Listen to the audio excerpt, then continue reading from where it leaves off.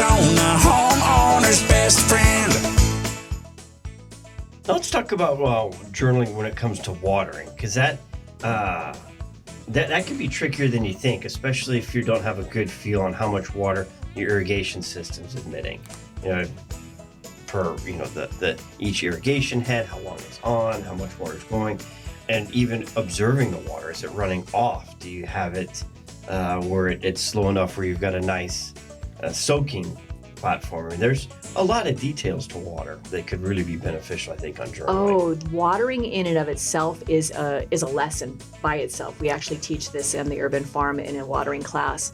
But because our plants need water in the soil and they need air, you need to be able to match the two of them. And if you have the right tools, if you have a moisture meter, if you have a soil probe, you can determine whether or not your soil is ready to water or if you've watered enough. So for instance, using a moisture meter will help you determine if the moisture level in the soil has gone down enough to be able to do your next water. And this is usually where you would stick a soil probe, a moisture meter down to about 6 to 8 inches or in the root zone if you can get it. If you're talking about a tree, then you're just at the top level.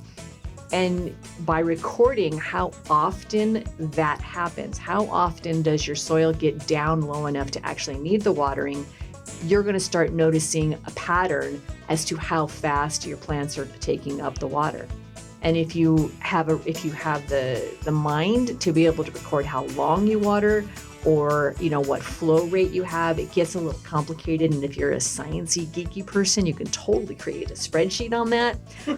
But if you don't want to do that, just record how long you ran the hose or how long you ran the irrigation, and what the time frame was in between. And I really recommend writing down what the moisture meter said before you watered.